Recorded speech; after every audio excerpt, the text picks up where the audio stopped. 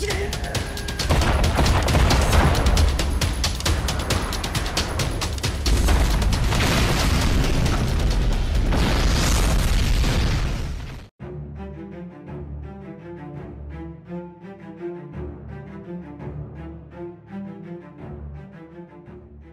right, well, hello everyone. Welcome back to the Pacific War Channel, where we cover the entire history of the Asia-Pacific War from 1937 all the way up to 1945 and all the major events that led up to it.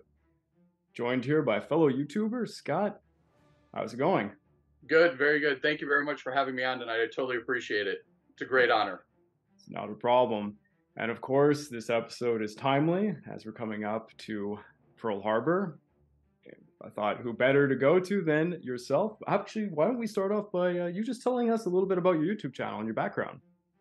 Well, my name is Scott Freund. My YouTube channel is SFR Productions, and I'm kind of an amateur historian, documentary filmmaker, and I got my start doing documentaries about Pearl Harbor. My first was Pearl Harbor, the Real Story, and it turned out quite well. It actually was sold by the National Park Service bookstore there at the Arizona Memorial starting in 2000, and it's been sold there up until probably about 2020, and when they kind of went away from DVD sales.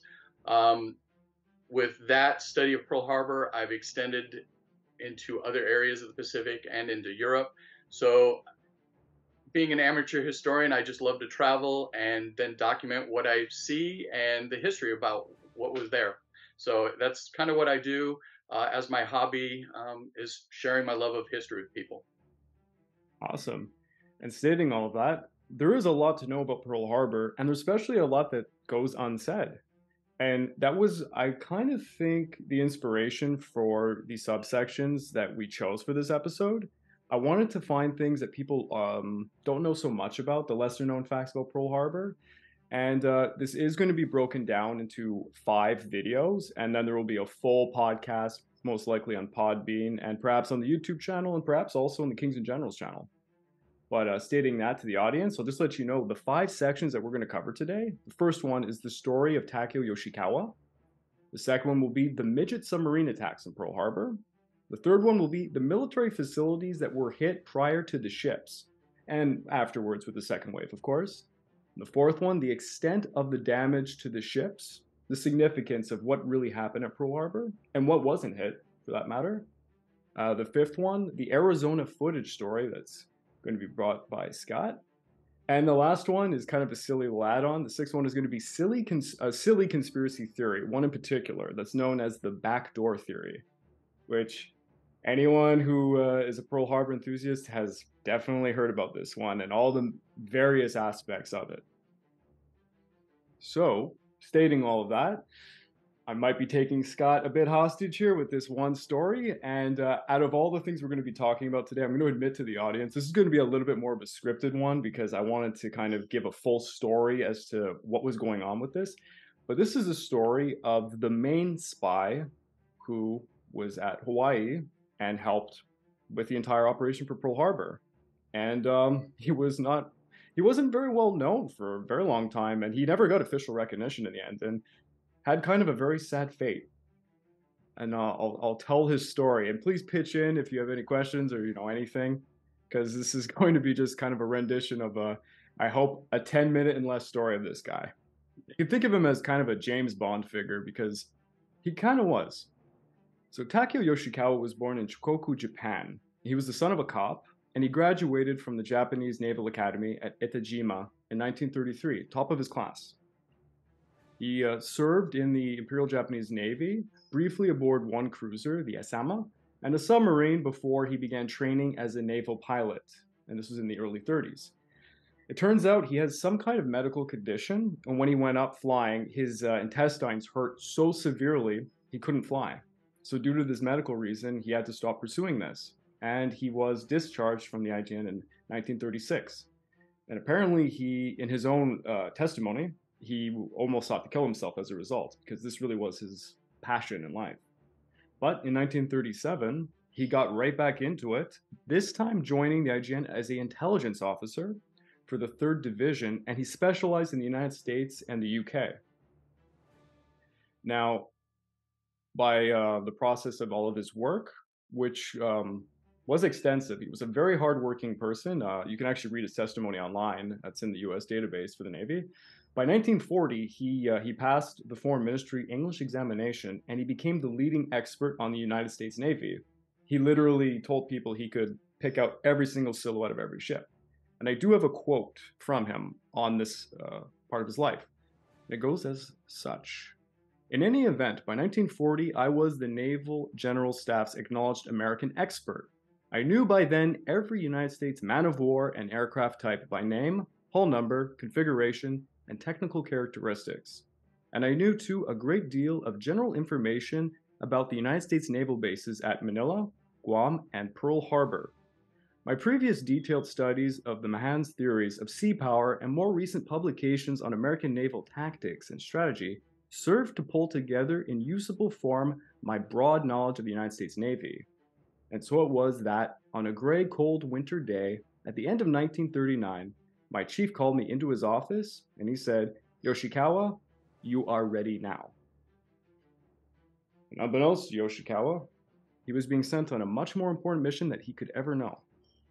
He received a post in Hawaii as the vice consul under the fake name Tadashi Monimura, and he arrived in Hawaii in March of 1941 alongside Nagano Kita, the new consul general for Japan, who was one of the only men who knew about his mission for a brief amount of time, although Yoshikawa will deal with other people.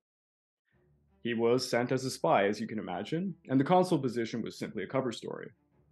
He got an apartment overlooking Pearl Harbor, and he began wandering about the island of Oahu, observing and taking notes of the fleet movements and their security measures.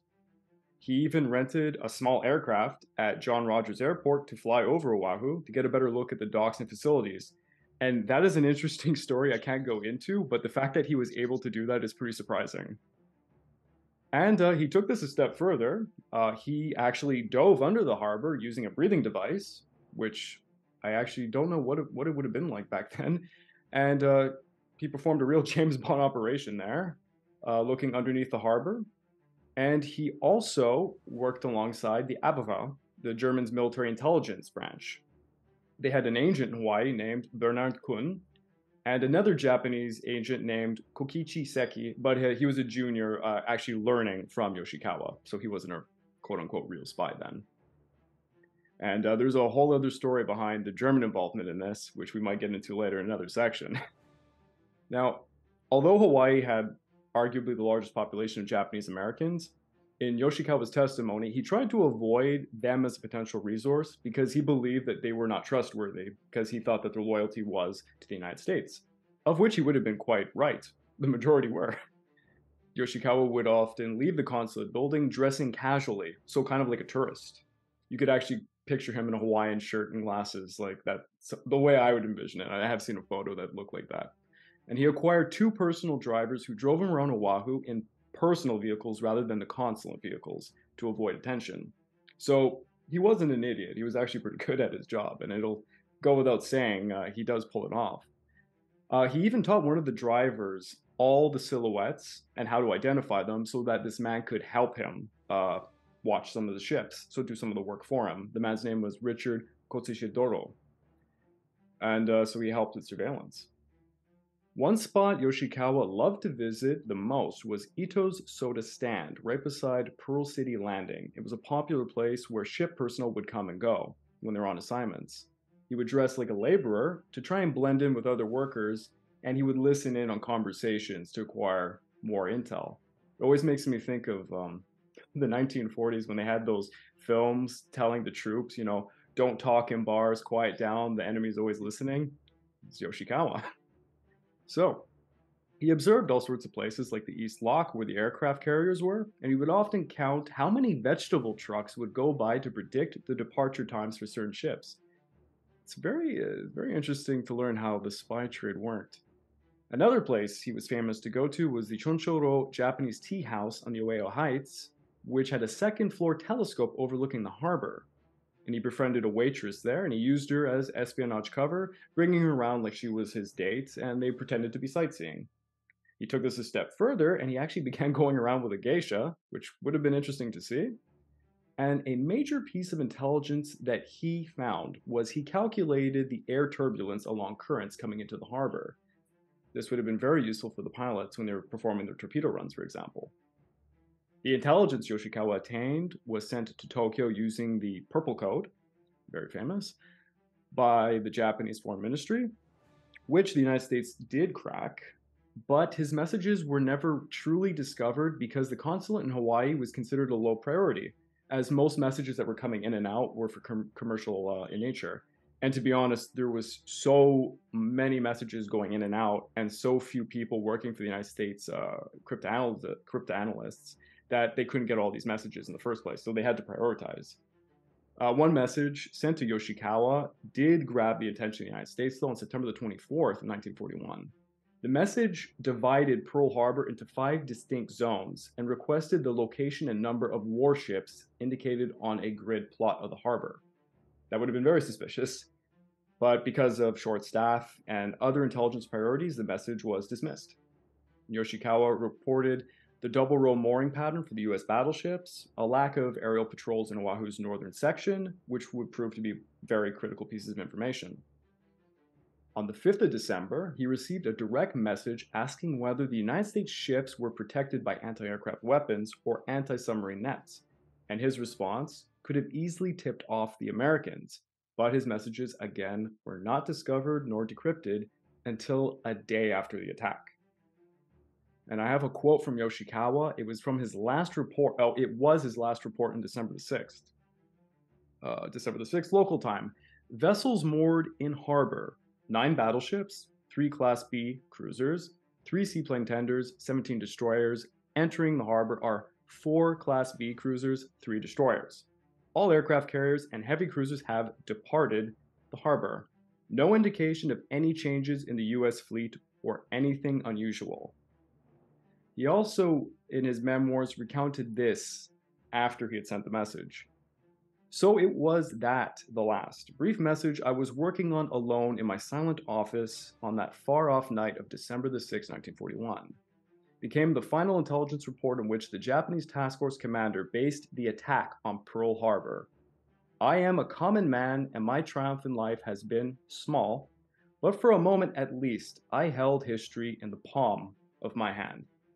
Quite theatrical, that passage. Yoshikawa surprisingly had no knowledge of the planned attack on Pearl Harbor, but being in the Navy and being a spy in Pearl Harbor, he did assume that there was going to be some kind of attack. He treated his mission extremely critically. He was very serious about it.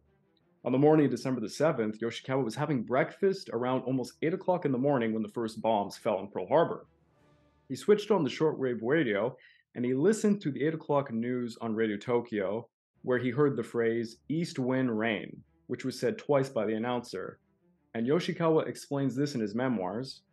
East wind rain, the announcer had carefully enunciated during the weather forecast. This meant the Imperial Council in Tokyo had decided for war with the United States. If they had said north wind cloudy, it would have meant war with the Soviet Union. West wind clear would have meant war with Great Britain. Kita and I stood up immediately, walked to the Consul General's office, and we began burning our code books and secret diplomatic information intelligence instructions. The FBI would find him at 8:30 a.m., so he had a brief window to do all that, in the consulate building, and there was no incriminating evidence of his espionage. Although actually they did find one sketch in the garbage that he made of the harbor, but they deemed this not enough to actually go after him. He was kept under watch at San Diego between December and March till 1942, and then he was moved to a camp in Arizona until August, when he was returned to Japan under a diplomatic prisoner exchange. He worked as a naval intelligence officer for the entire war, and when the United States began the occupation of Japan after they had won the war, he went into hiding as a Buddhist monk, fearing that he was going to be prosecuted for his role in Pearl Harbor, which he won't be. It's very surprising. He never received official recognition for his services during the war, and afterwards he operated a failed candy business, which failed largely because everybody in his local community found out he was the spy responsible for Pearl Harbor, and they blamed him for the atomic bombs. So he ended up unemployed, he had no money, and his wife supported him for the rest of his life. He actually had quite a miserable end to his story. but he was the spy that kind of arguably allowed for Pearl Harbor to go down the way it did. Very interesting story with him. Yes. I don't think many people know about him, nor the German intelligence officer who was on Hawaii, who made a few mistakes, mind you, and Yes. threatened to screw everything up, actually.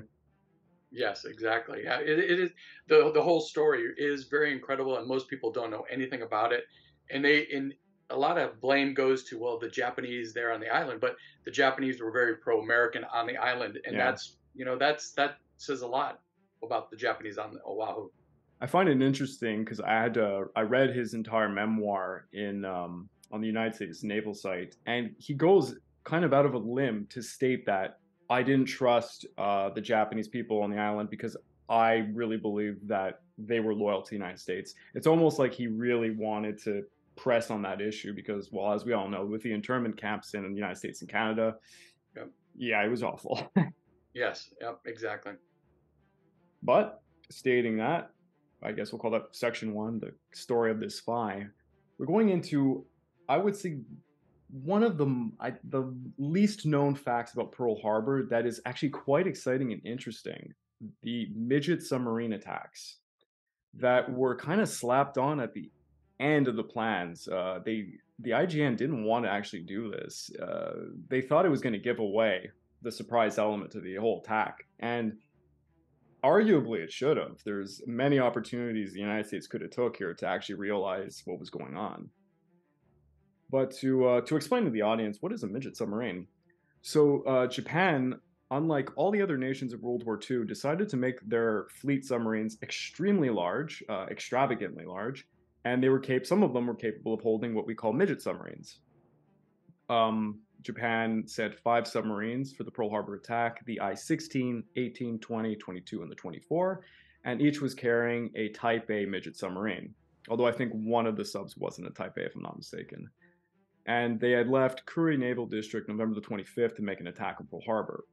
And on the 6th of December, the submarines came about 20 kilometers, don't know what that is in miles because I'm a Canadian, at the mouth of Pearl Harbor, and they launched the midget submarines that were going to try and sneak into the harbor, which would have been quite a feat because it's not easy. And there was an anti-submarine net, and if anyone has seen the Kings and Generals video on the attack on Darwin using midget submarines, I ended up writing that. It's actually a very similar situation. Now, I'm going to admit the documentation on which sub did what is actually a bit confusing, and not everybody is 100% sure on exactly what happened. But as far as my research has shown me, at around 1242, the I-16 launched the M16, and even the names of the midget subs will be very confusing because they change depending on if the Japanese are talking about the Americans are talking about them. And this was the first midget sub to go in. This is followed at 1:16. The I-22 launches the Ha-15. At 2:15, the I-18 launches the Ha-17. Around 3 o'clock, the I-20 launches the Ha-18. And then last, at around 3:30 a.m., the I-24 launches the Ha-19. All these subs had to go through the harbor entrance, which would have been about 65 feet deep, and it was guarded by an anti-submarine net that was about 35 feet deep. And in my research, I believe I read part of the operation, two of the subs are going to have to actually move the net a bit so that the other subs could go through, which seems like a very odd maneuver. I don't know how they would have managed that. But actually, I'll leave it to you, Scott. I think you know a little bit about the very beginning of this involving the USS Condor. Yeah, so again, the Japanese really didn't want these mini subs because they thought it would give it away. When you have more moving parts to an event, one of those cogs could cause an issue. And very early in the morning, the USS Condor, which was a tug, the Condor was outside the entrance of Pearl Harbor. It spotted something. Now, it was not uncommon in the weeks prior. They everybody was reporting something. They were seeing something out in the water. Sometimes it was whales or whatever. So there was already people were noticing something. But the Condor saw something. They believed it was a conning tower. They signaled the Ward. The Ward was the on-duty destroyer that night. The Ward came over to investigate what the Condor had seen, but they didn't find anything. They searched the area over and over again, didn't find anything. Everybody went back to uh, standard operating Yeah. until the Antares. So the Antares had taken supplies out and they were pulling back a barge. And so the Antares was waiting to get into the harbor with this barge. It was actually waiting for a tug to come out and get the barge. I think the tug was the Kiyosankwa. So while it was waiting, the on-duty signalman was Till Chapari, A.E. Chapari. I've actually talked with him about this. He was out uh, watching where the barge was, and he noticed something was out there. And so he called out the officer, and the officer said, "Oh, a buoy had broken loose. You need to call in the number of the buoy so it can be reattached." So Chapari looks through the binoculars and he says, "Sir, that is not a buoy. That is a little conning tower. It looks like a submarine." And so the officer's like, "No, it's got to be a buoy. There's no way there's a submarine that close to the entrance of Pearl Harbor." Yeah, we might He add goes, to the audience, I don't think the United States had any awareness of midget submarine technology. They hadn't been developing anything. yes, exactly. And so this was so miniature, they didn't know what it was. But Chapari was saying, "No, that is a submarine conning tower." So he got on the signal light and he actually signaled the ward by light to let them know there is a strange object that's following us towards the entrance of Pearl Harbor. And when you listen to Till tell the story, Chapari, A.E. Chapari, tell the story, he said he saw the ward off in the distance and that bow came up out of the water and that ship came full go right at this little mini sub. And he saw them fire on it, drop depth charges, and we all know the story about the ward saying, "Yeah, we hit it right in the conning tower, and it disappeared."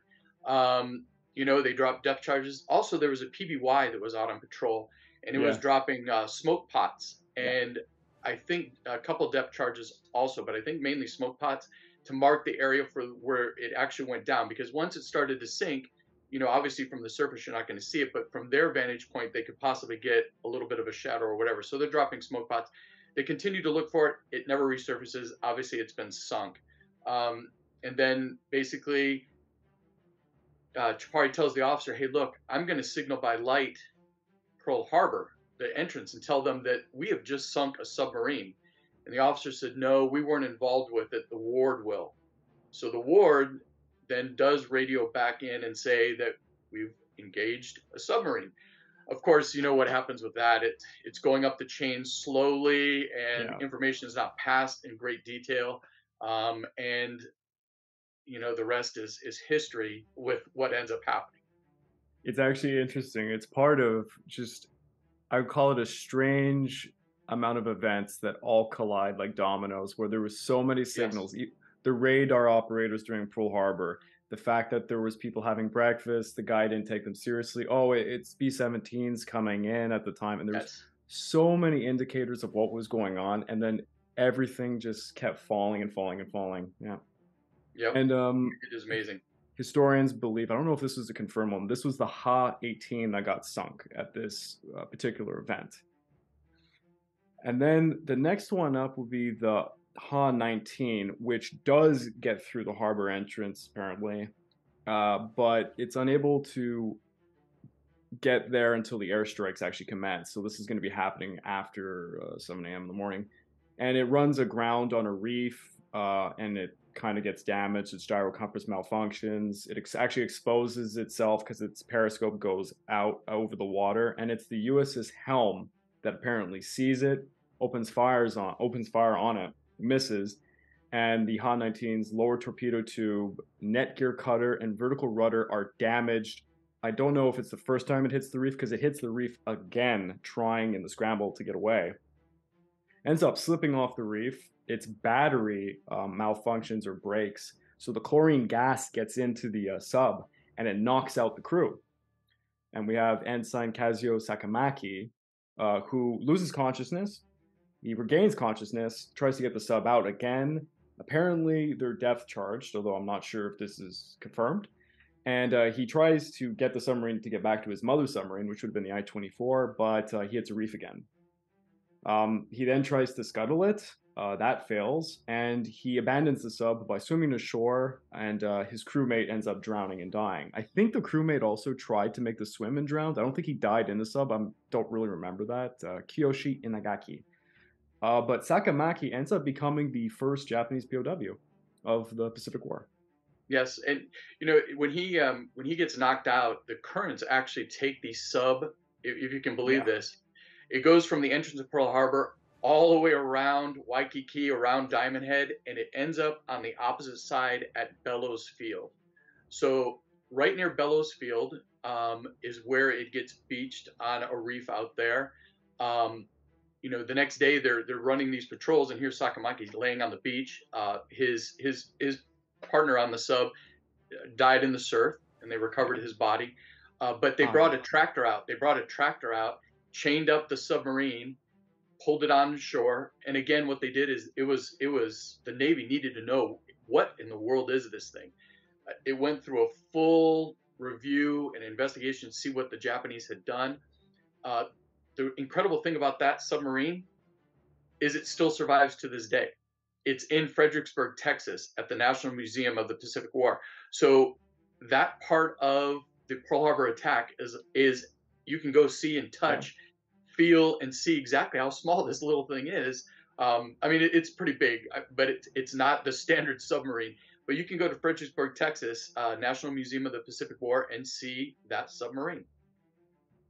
Yeah, the story of these submariners, it was suicidal to get in these things. And having written what happened at Darwin, just the slightest, if you hit anything, especially if a boat hits you, that sub is done. And you are Yes. most likely not surviving the encounter. These are suicide missions when you get into these things. And an Yes. interesting little fact, the Japanese, in their infinite non-wisdom of how to perform naval doctrine, they envisioned, similar to how their fleet submarines would operate, only for against warships, because they didn't want to go after commercial vessels. They didn't envision right off the bat that they were going to go into harbors and use these midget subs to hit things. They thought during fleet maneuvers, the midget subs would leave their mother subs and then perform maneuvers against battleships or cruisers or something. I think that is absolutely insanity. That Yes. it makes more sense to go with the harbor approach, which is what the British and the Italians end up doing in World War II, mind you. And well, the famous Tirpitz was hit by an X-class midget submarine the British had used. So it has had successful stories. There are some strange weapons they had. Their Caton, which was basically their torpedo that somebody rode, and then they had the little the cherry blossom flying bomb, and Oh, they had some very yeah. unique. They had some very unique equipment. That's for sure. Yeah. And at 8:30 a.m., I have it here. The USS Monaghan. Monahan. Mahan, sorry. Yeah, I was about to mispronounce that one pretty bad there. It was sortying from Pearl Harbor via the North Channel to evade the aerial attacks. And nearby was the destroyer, the USS Zane, which reported seeing a submarine 200 yards astern of the Medusa. The mine layer Breeze spots the submarine next, and then a seaplane tender, the Curtis, opens fire on it and sees and opens fire on it. And by 8:37, it's spotted again, periscope, part of a conning tower is seen, about 1,200 yards to the starboard bow of Monaghan. Monaghan now tries to ram her, as the USS Medusa and the tender are still opening fire on it. And apparently the submarine fires a torpedo at the Curtis and is hit by a 5-inch shell from the tender, which I had notes here saying probably decapitated her skipper, which, wow, it's a hell of a shot. Yeah. And the sub was also raked with .5 caliber fire, and the torpedo misses the Curtis and hits a dock. And it tries to fire another torpedo at the destroyer, but it misses as well, and this one explodes against the shores of the Ford Island. She gets rammed and put down to the bed of the harbor about 30 feet deep, and gets 2 depth charges laid against her, blowing her back up to the surface. And I think this is an unconfirmed one, but researchers think this was the Ha-15. I'm not so sure myself in this story. Yeah, I'm not sure. Again, the submarines are very confusing with their Yeah. how they figured this all out. There is a pretty good story when they drop those depth charges. You got to remember that the harbor is very shallow, and when And it those could depth hit charges you, went yeah. off, the concussion coming from the bottom actually lifted the stern of the Monahan right out of the water because it was that close to them going this. And the unique thing about that submarine also is it was recovered Mm. um, fairly quickly after the battle, and it was actually used as landfill when they were repairing a pier there at Pearl Harbor. That's the story. The other story is that they recovered the bodies. That's how they could have found out that maybe that guy was decapitated. The other story is that they just left the bodies in there and buried them with a military funeral. Those are again these little stories that you hear. Yeah. Are the bodies in it? Are they not?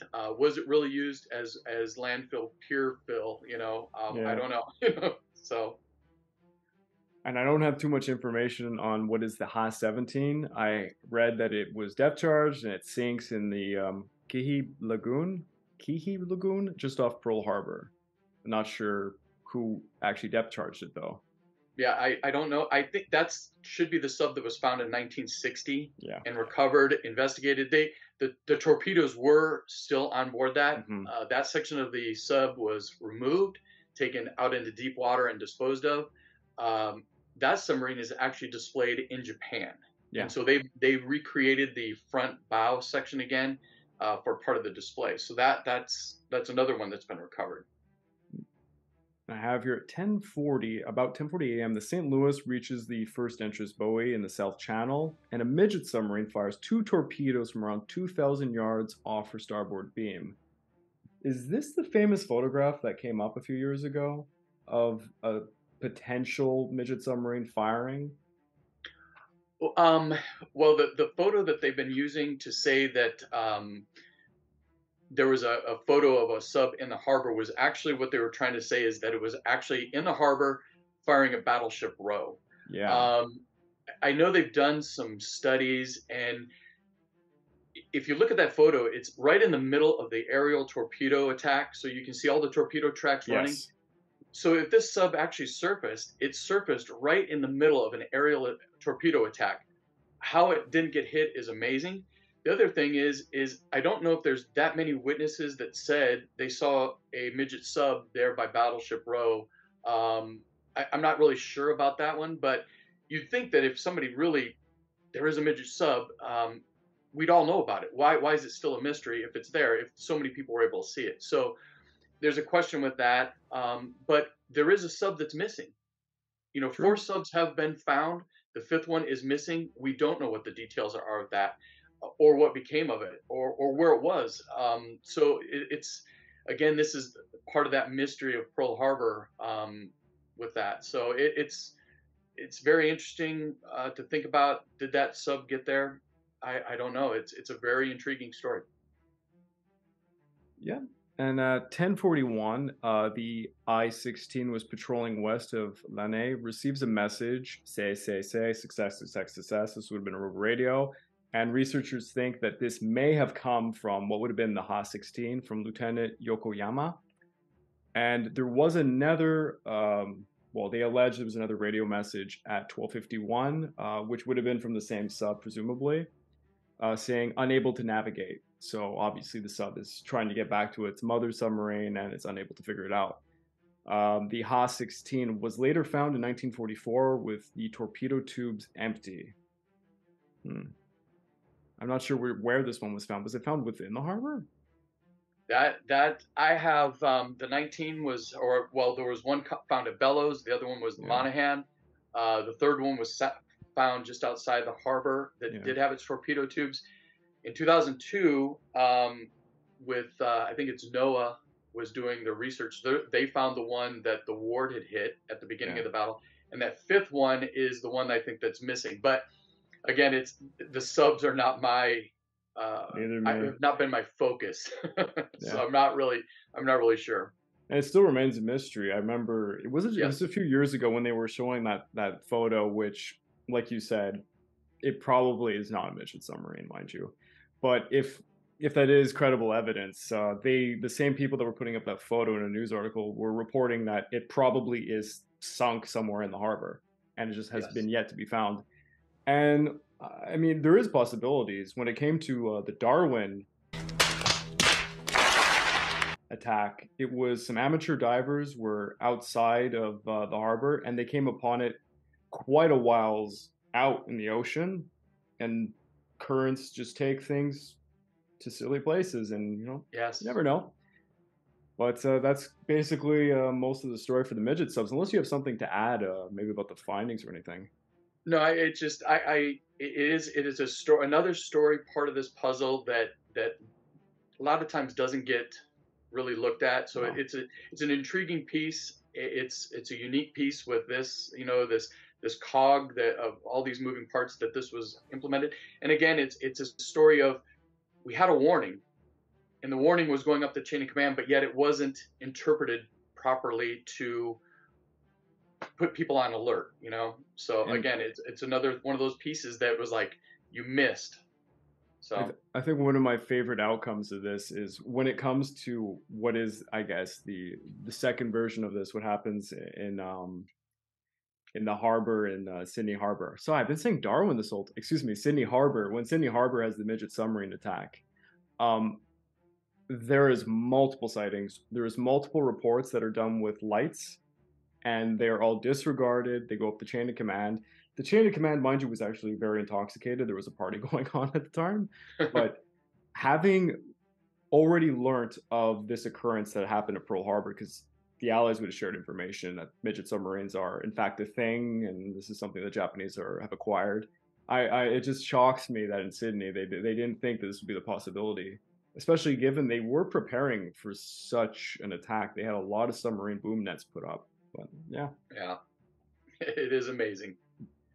And well, the third section to all this, I don't know if this is one that people don't particularly know much about, but it is significant. It's the military facilities that were hit prior to the ships, because ultimately that's what was hit for the first wave, and then when the second wave comes, they actually hit other facilities.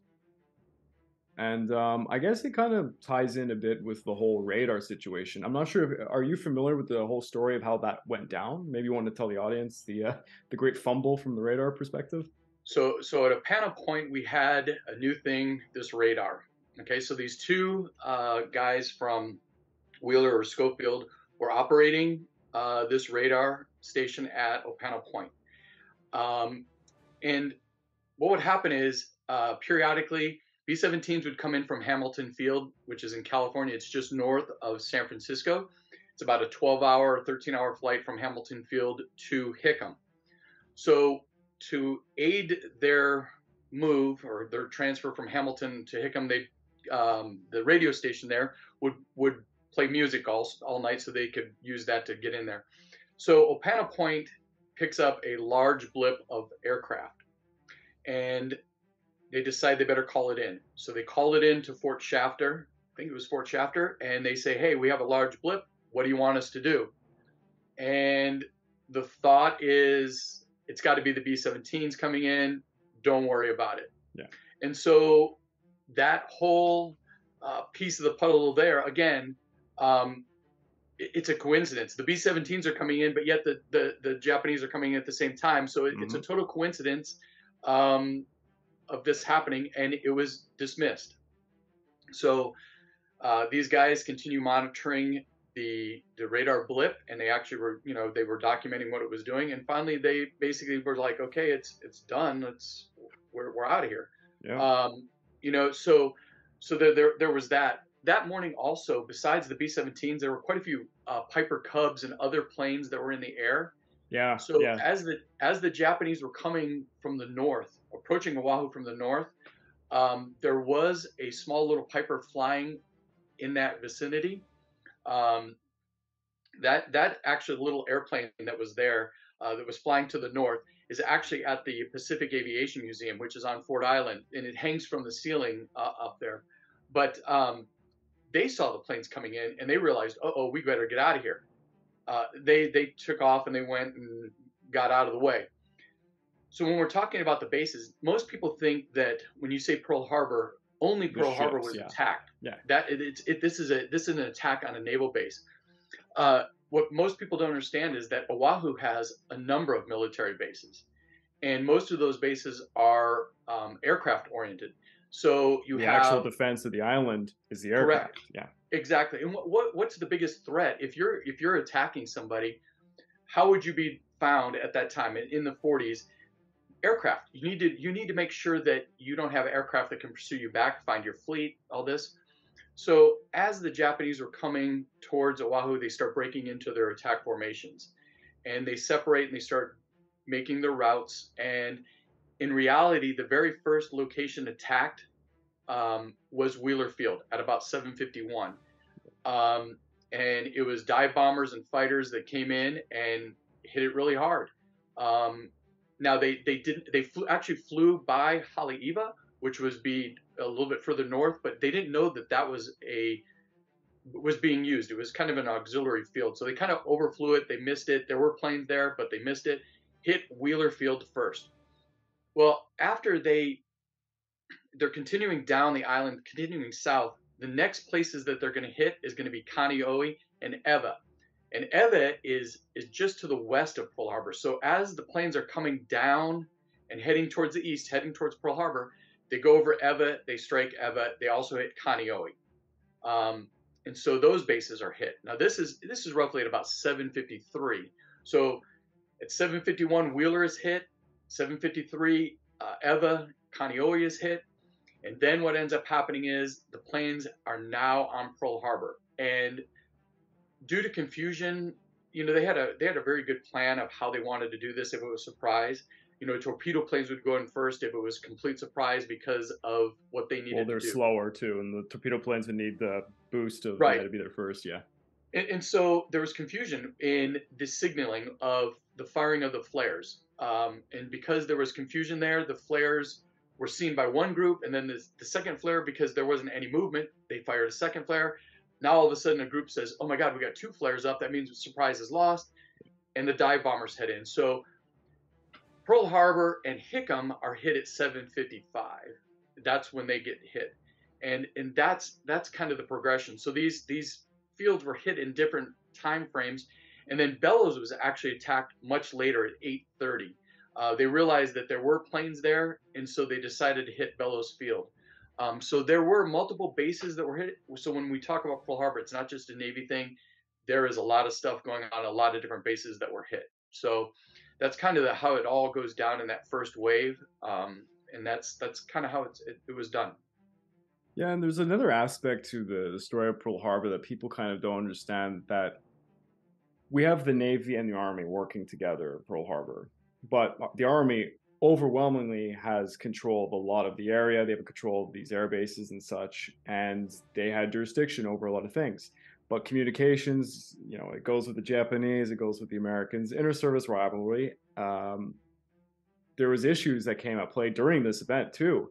And in a later section, when we talk a bit about more conspiracy theories, there's an element of this to that, where there's a lot of he said, she said between the Army and the Navy for the United States as to who did what, who said what, and arguably maybe some people were covering for people we don't know. I know the story about how the radio operators were talking to the guy at the station. Do you know what his name was? Who answered their call? Oh, I knew you were gonna probably ask me that. But It's a unique name too. I would have to look up. all needless to say, the report of exactly how this conversation goes down has been through a lot of scrutiny, and there are some bizarre questions as to why. Yes, he told them, okay, yeah, these B-17s are coming in from I think it was from San Diego or Los Angeles. Yeah, they were coming in, and we're expecting Okay. them. Yeah. But it is a little bizarre that he was so amped up to just stop his conversation while the other guys at the radio station, I believe they just wanted to get their breakfast or something at the time, so they were ready to pack it up. And they also had never seen the size of the blip on it. They didn't know exactly what that meant. So there was, some ignorance to the new technology, mind you. It was Yes. pretty brand new. But yeah, it's just another element to what a lot of people have fed into, which led to conspiracy theories later. But I Yes. feel that this section kind of pulls into the next one. They go hand in hand, which is like the extent of the damage to everything in Pearl Harbor. It's not just the ships. There's damage that was done to some of the facilities, and there was a lot of damage that was not done, which is pretty crucial. But maybe you can talk a bit about the hardest hit stuff at Pearl Harbor for those who wouldn't know. For example, the Arizona, I think everyone knows, but how the Arizona Right. was hit. Yeah, there are quite a few ships that are severely damaged. When you talk about Pearl Harbor, yeah, they focused on the ships Yes. and the planes, but there's infrastructure that is crucial. Hmm. That's the crucial part of this.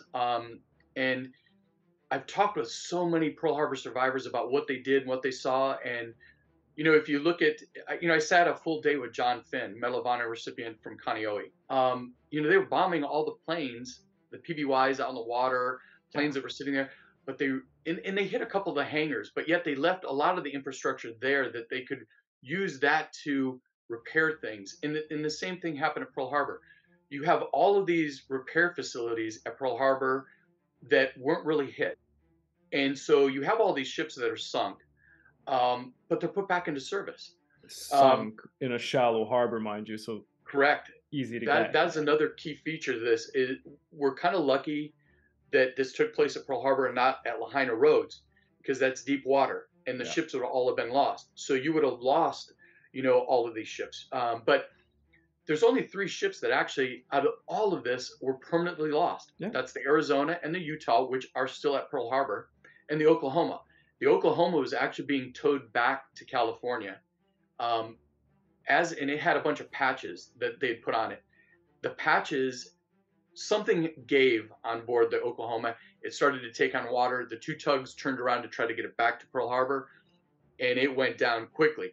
Luckily, the subs were able to cut the cables, or they would have been lost too. But think about this: out of all that attack, only three ships were permanently lost. Everything else was put back into service and used in the war.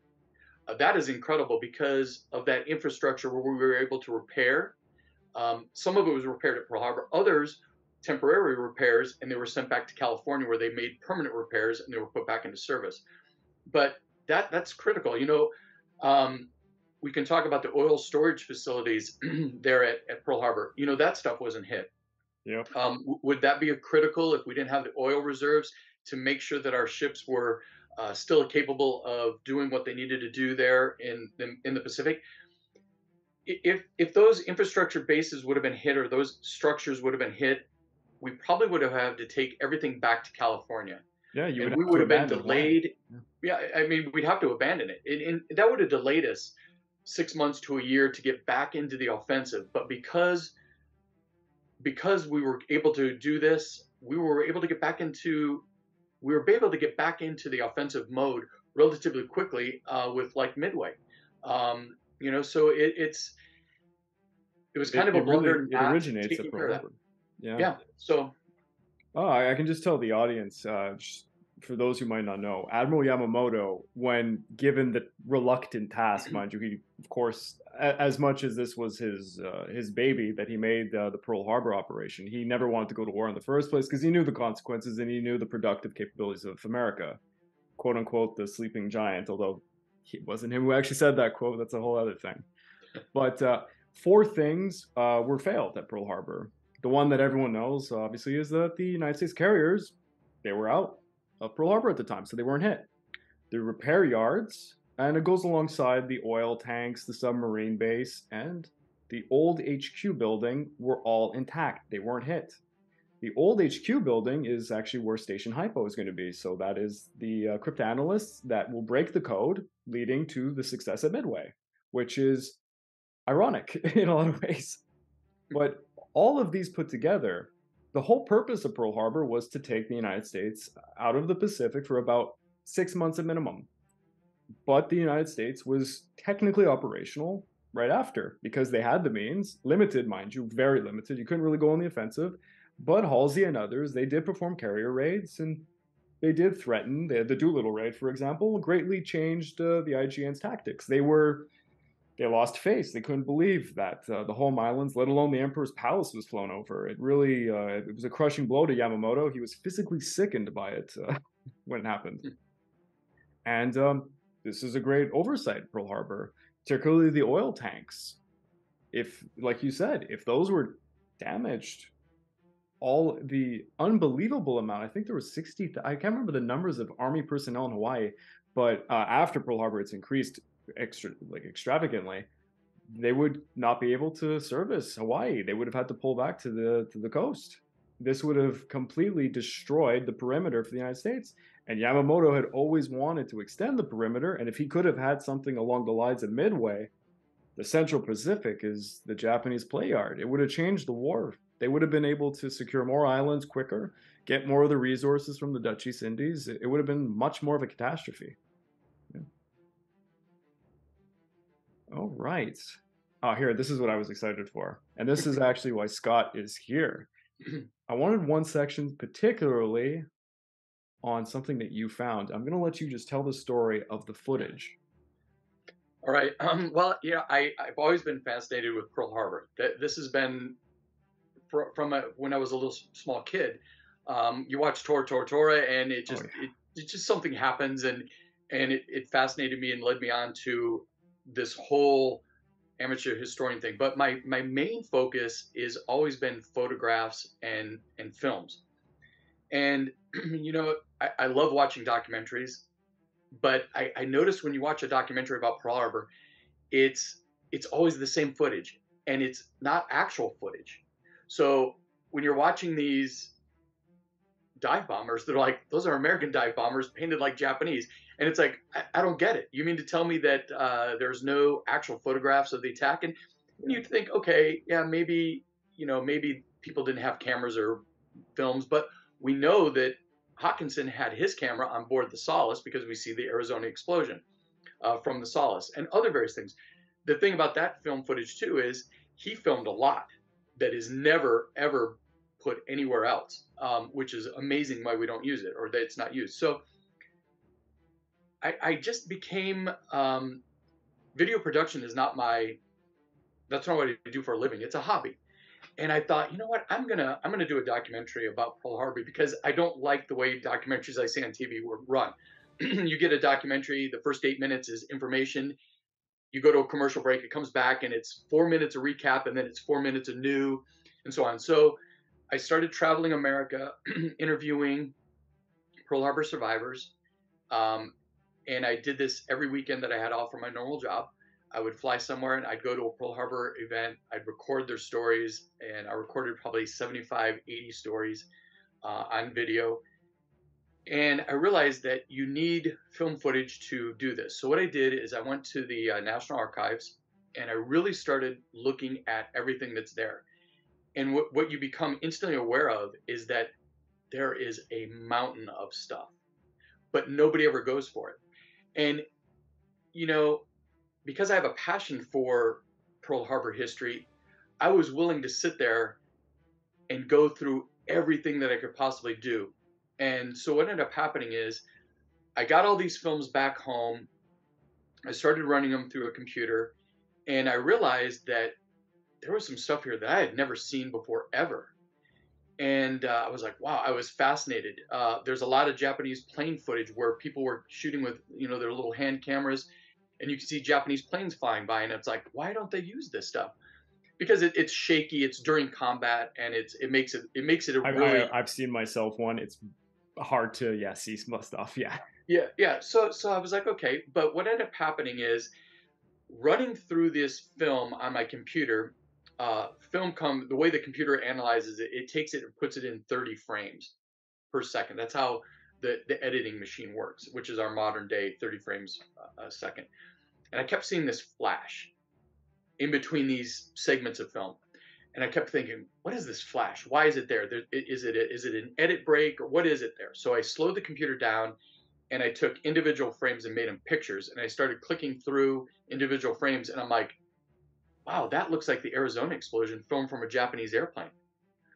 And I'm like, I wonder if this is one of their propaganda films, because the Japanese were notorious for making these propaganda films. Yeah. And they would put this out, and some people actually use it in documentaries saying, oh, look at this attack footage, but it's a propaganda film. So I was analyzing it. Is this the propaganda footage? And I realized real quickly that no, it was not, because it was filmed from fairly high altitude. And so then I started looking at the picture. I'm like, okay, there's a bright white ship behind this explosion. What is that? That's the Solace, the hospital ship Solace. And I started looking at other pieces in here going, wait a minute, this is set up exactly. This is Pearl Harbor. This is the attack. That is the explosion of the Arizona, filmed from a Japanese airplane. So what I did is I took a screenshot of that and I sent it to the superintendent there at the Arizona Memorial. Her name was Kathy Billings, and I said, "Look what I look at this. Can you look at this?" Um, and then other people started to get involved with it. Daniel Martinez and a couple other people. And the next thing you know, they asked for a copy of it. And I sent them a copy, and Kathy Billings said, "You've discovered something that's never been seen." And I'm like, well, I don't know if I could say discovered. I mean, it's always been there. Just somebody just hasn't went and found it and brought it to the public's attention. And so Kathy Billings had me fly out to Hawaii. They held a huge press conference. The media was there. As a matter of fact, CNN did a story about it when I got back home there in the mainland. And I gave it to the Park Service and said, here, use it for future analysis of the attack. So I used it in my documentary Pearl Harbor: The Real Story. And so, back to this documentary, I got all these stories, I got all this film footage, and what I did is I thought, you know what, I don't want to cover a lot of aspects of, what was the history of the Japanese and what happened afterwards. I basically focused on basically the 24 hours of December 7th. So, I interviewed the pilots that were coming in from the Enterprise, and how some of them got shot down and were killed. Um, so it's those guys. It's Tilchapari from the Antares. It's guys at Wheeler Field and Bellows. So we put this whole thing together, and what I did is I said to myself, I am not going to use anything that's not authentically taken that day. So I didn't want to use anything. So I went around and I collected all the 14th Naval District photos. There's thousands of them. I traveled to every location I could possibly find to collect photographs.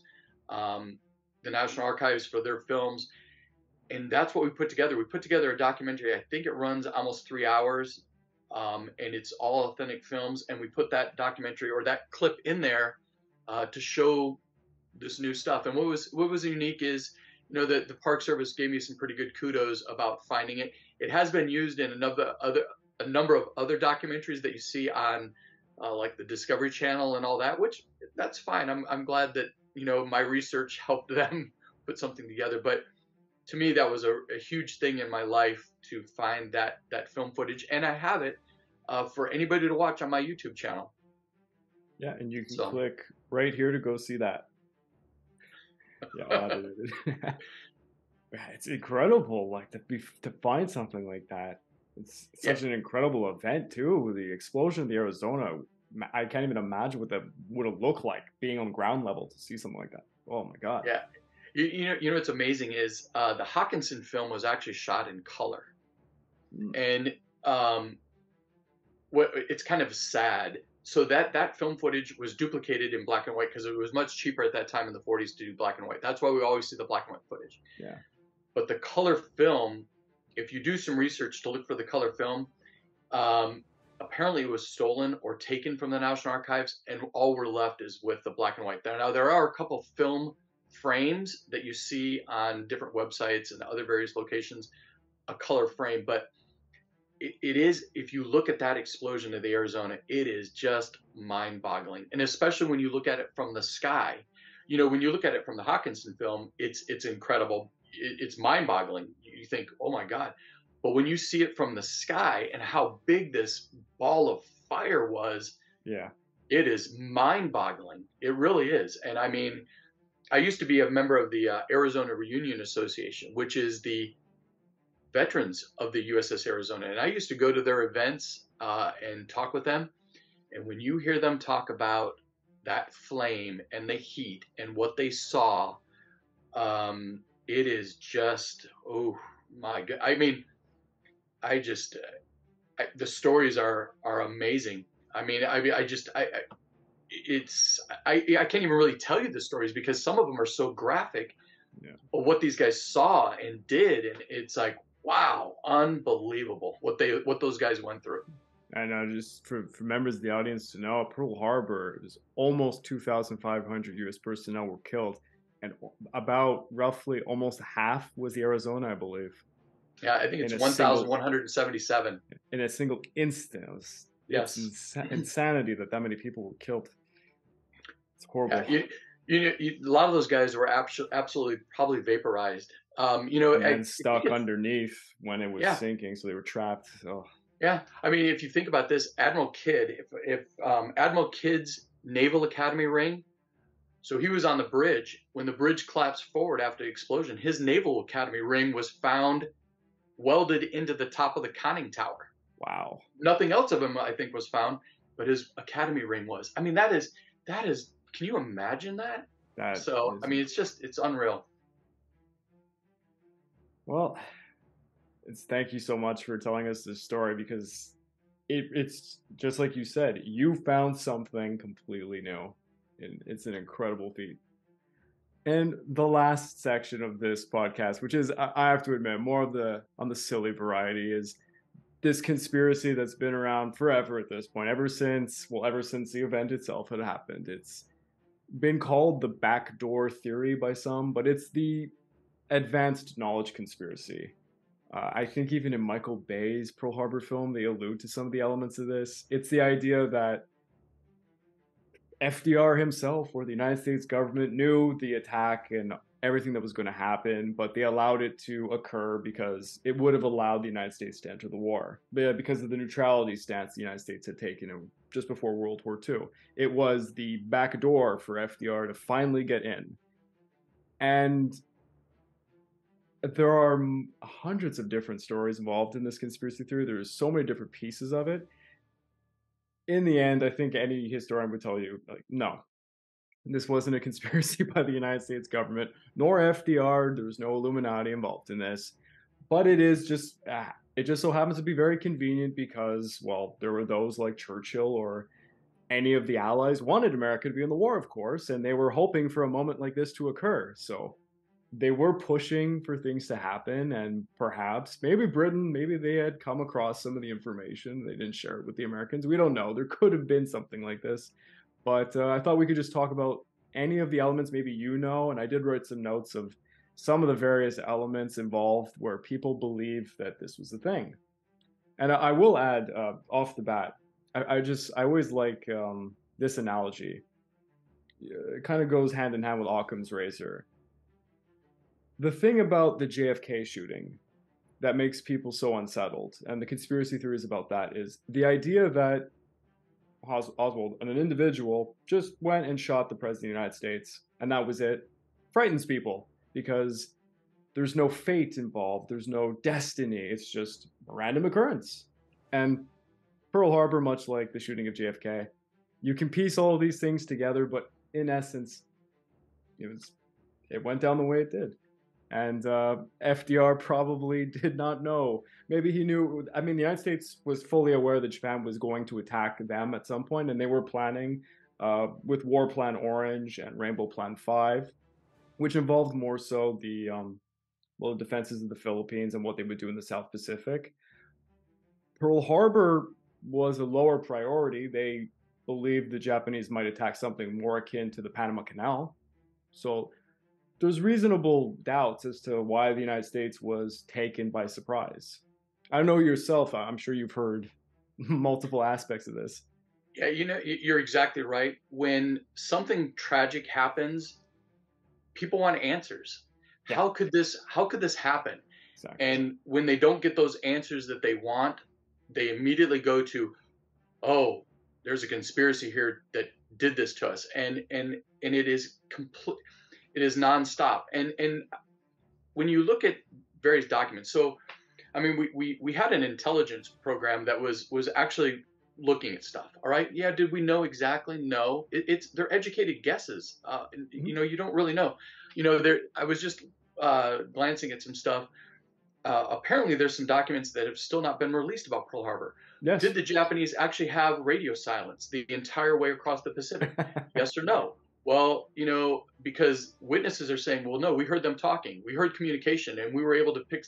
So again, that goes back into this conspiracy thing, I so it have makes heard it the unique. atmosphere could have bounced the radios. So even if they were performing the radio silence the way they could have been, Tokyo giving them some information could have bounced off and somehow made its way over. Yeah. Yeah, it's so it's just because people want answers, and if you look at it, um, if you look at it today through you have to look at people what they thought in the 40s, and they sometimes people thought that the Japanese weren't capable of carrying this out. They thought the Germans were That the the Germans leaders of did it. this. Yeah. Yeah, and so you get that with Bernard Kuhn, who was working in Oahu, sending messages by light from his rooftop or whatever to the Japanese consulate. So that brings in, oh, the Germans were involved. This is the German conspiracy, So there's a lot of different aspects to this that really, you just like, you more than likely we will never know.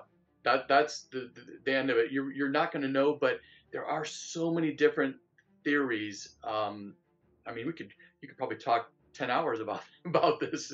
I have notes here, and I stopped myself because ironically, because we're talking about conspiracy theory, I was going down the rabbit hole too much, and I realized it. But anybody who has the time, I don't recommend going to Wikipedia. It is actually worth typing in Pearl Harbor conspiracy theory. It'll lead you to the Wikipedia page. It is extremely long. I think maybe longer than the page on Pearl Harbor's attack. And it's worth it to see what people have come up with. And there's interesting testimony. There's contradicting reports of minutes and what people said. And then there's, oh, this is false information.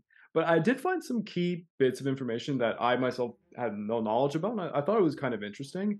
I'm no expert on cryptonology and how the decoding worked, but when it came to the purple traffic, which we talked about with the spy, the JN25 code A was broken prior.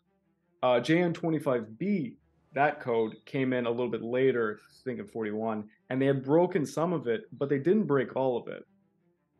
And prior to the attack on Pearl Harbor, they didn't have the full code. They couldn't have decrypted everything. And as many people know, when the Japanese were going to hand in the document stating that they were breaking diplomatic relations with the United States, they were actually reading those documents before they brought it over, the Americans, and they had decoded about 13 parts of the 14 of 14 parts of it. So when the Japanese actually showed up late, the guy who received the paper had already known about the attack and everything, and they had decoded everything, and he was pretty angry, to say the least. But they never, in all these things that you hear about with the conspiracy theories, there's never any allegations that the United States ever found any codes whatsoever that talked about Pearl Harbor being attacked. Like there was no codes that showed Pearl Harbor to be a target. There was all sorts of other areas, Singapore, for example, Manila, and that, which obviously were part of the Japanese attack plans. But another element to this that people have to understand is these codes were broken by people. They were short-staffed. They weren't working as hard as they will be after Pearl Harbor, that's for sure. And just to break the numbers for everybody, the JN25B code was much more difficult than its predecessor to break. It had 55,000 valid words. Before Pearl Harbor, the estimation of how much was broken out of it was about 7%. So that would have been 3,800 words out of the 55,000. This doesn't take into account how many messages that were intercepted during the time, let's say between September and December, which would have been I have here a figure saying 26,581 messages. You have 7% of the code broken, you have that many messages, and anything that said Pearl Harbor was considered low priority because, like I said, it was deemed mostly commercial information. It probably slipped by the people. Occam's razor again. These are human beings. They were looking at what was priorities. This wasn't a priority. Another thing was we have to, give kudos to the Japanese. This whole plan was built on surprise. They wanted to make sure that they were going to surprise the enemy. Radio silence, from testimony from certain Japanese figures, was they kept radio silence. Although, like you had alluded to, there was a story about a ship that apparently heard something, the SS Lurline, I believe it was called, and they alleged that there was, or people allege that there was a radio transmission that had something in Morse code that they may have heard. But Morse code, it's not, there's different versions of it for different languages and such. So even if they had heard this Morse code, they probably wouldn't recognize it or understand what it meant. So how do they predict that there's a Japanese attack? This kind of falls through the cracks, that story. But apart from that, the Japanese had complete radio silence. I believe myself that they met this because this is the most important task the Kido Butai would have been doing. They would have kept radio silence, and they did really ridiculous things, like they closed locks on every radio equipment. They put all these things over it so that they could not use it on purpose. And there's multiple people in the IGN that said that this was a fact on multiple different ships. So I don't see why they would be lying about such a thing. Why would they be involved in a conspiracy theory, for example? And the Japanese also performed a lot of deception. They had a lot of radio chatter coming out of different areas to, make the United States think, oh, our carrier divisions 1 and 2 are actually over here in Kyushu, and they're performing the routine maneuvers, and we've been doing this for months. So they really, for months, allowed the Americans to think, okay, this is how everything's going, and they duped them. I mean, that is Occam's razor. It's a surprise attack that worked. What else to say? The thing that everyone always points out is the American carriers were not there at Pearl Harbor. But I always found this is one of the simplest things to answer when it comes to conspiracy theories. They were on routine maneuvers. Yes. So I have it here, because I didn't remember this myself until I looked it up. The USS Enterprise and the Lexington were on missions to deliver fighters to Midway and Wake because of my best friend, General Douglas MacArthur, who I talk nonstop about, wanted B-17s brought over to the Philippines that he would have used to defend them, which he really didn't, and he blundered that pretty badly. And then the Saratoga was, I think, getting repaired or having some work done. Simple answer, and it's an extremely plausible answer. A lot of people point out this as being the conclusive evidence that they knew something, because if the carriers weren't there, and everyone makes a point, Yamamoto wanted to get those carriers. This isn't a point either, because the doctrine of the day was the big guns club. Battleships were the most important thing. I mean, there was visionaries like Yamamoto who came around to the idea that carriers were probably more useful, but even he himself always envisioned a decisive naval battle using battleships across the Pacific. Both sides in this believed that. They targeted the battleships in the end of Pearl Harbor. They didn't target the carriers. So, yep. It's another part of the conspiracy theory that I find it doesn't hold up. And there's all sorts of other parts. So do you know any other aspects to this? Maybe I don't know. There's we've covered pretty much everything. I mean, there are so many, and again, this whole thing comes up is, I think Americans, when something happens to Americans, who is at fault? Yeah, so there's no way this happened to us. There's something evil at lurk, or something because that's just the way it is. I mean, it even happens today with different things that happen in the world. You'll hear something about, oh, this, it's the way we've always thought, and it's just the way it is. I mean, but you know what? They surprised us. They caught us, and we weren't prepared. That's all you can say. And it is kind of funny how narratives live for so long. I did a podcast with another individual who did his PhD on the Battle of Hong Kong, which involved Canadian soldiers in World War II. It's the only one in the Pacific that we were significantly involved in. There were Canadian volunteers in the American military, but it's very small scale. And there was a narrative forever that Churchill, specifically Churchill, and the British basically sold the Canadians to die. We were placed into Hong Kong just before the battle would occur, and we were there to put up a symbolic defense, but we were basically just being sacrificed. This narrative lives very strongly to this day. In the 1990s was a very famous Canadian war documentary that just goes on about this, and it's not actually true. There is some things that went on there with Churchill. but it's not as if they're making a symbolic sacrifice for the Hong Kong. They had certain beliefs about what the Japanese were capable of. There was a lot of blundering. They dropped the ball, just like at Pearl Harbor. But narratives are built off little pieces, little by little, and word of mouth, and it just changes everything. And I'll Yep. bring up the fact that people never bring up other plausible answers to this. Japan attacks the United States of America. Doesn't mean the United States of America is going to declare war on Germany. A lot of this conspiracy theory relies on the backdoor process of America going to war with Germany because it was Europe first. That was the strategy that was adopted during World War II. Uh, Strongly adopted. I mean, Admiral King fought tooth and nail to get stuff brought over to the Pacific.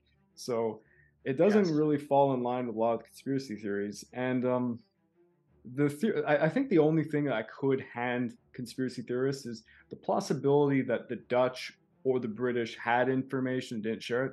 I think maybe there could be some plausible evidence there because if anybody could break codes, it was the British. Certainly, especially World War One, World War Two, they were masters of it. The United States did a great job too, but kudos to the British and the Enigma machine, which was only found out, it's only declassified not too long ago. But stating that, it's one of the sillier aspects of Pearl Harbor, I find. Yeah. Yeah. Yeah, Unique story. The whole thing is a very unique story. yeah. Ah, maybe perhaps just for the audience members to hear one more time, if you could just shout out your YouTube channel, just to let them know what they could find there, why they should go see your stuff. Well, it's SFR Productions, and you can find it. It's the top of the page. There are a couple SFR Productions apparently on YouTube, but mine you'll see the Pearl Harbor Memorial, the Arizona Memorial on the top. A new thing that I'm actually doing is, like I said, I travel a lot. I've started a new series on my page called History Adventures, and the concept with History Adventures is people always have their phones and they're looking at their phones. And while you're sitting waiting for the doctor or something, what do? You scroll on your phone. So, History Adventures, I'm taking people on trips around the world to different military bases, different military battlefields. And I make them into little 10-minute or less little snippets, a little bit of history, and then what you see today. So, the newest thing that we're doing on our page is History Adventures, where we take you around. But you'll also, when you go to my page, my YouTube page, you're going to find lots of Pearl Harbor stuff. You're going to find a lot of stuff on Tarawa. I'm very excited about Tarawa because next year, for November 2023, that is the 80th anniversary of the Battle of Tarawa in November, and I will be going there for 3 days to film, to tour around, and do a bunch of stuff. So you'll find a bunch of films on Tarawa. You're going to find some Civil War stuff that I put together. That's from productions that I did long ago. Also, if you go to my Facebook SFR page on my Facebook page, you're going to find tons of photo albums where I just share thousands of photographs. I have an album on Iwo Jima that's 800 plus photos. I have Tarawa photos. There's probably 500 photos there. I have Peleliu photos, Guadalcanal photos, Pearl Harbor, you name it. So, and I love sharing history with people. So, again, my YouTube page is SFR Productions, and my Facebook page is SFR Productions also, where you can go and get photos. So, I enjoy doing that. I enjoy history. It's a passion of mine. All right, so please check out his channel.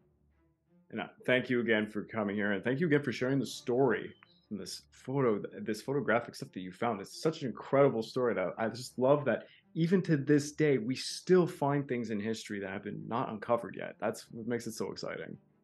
And thank you for having me. It was a great honor being on the show tonight. Thank you. This has been the Pacific War Channel, over and out.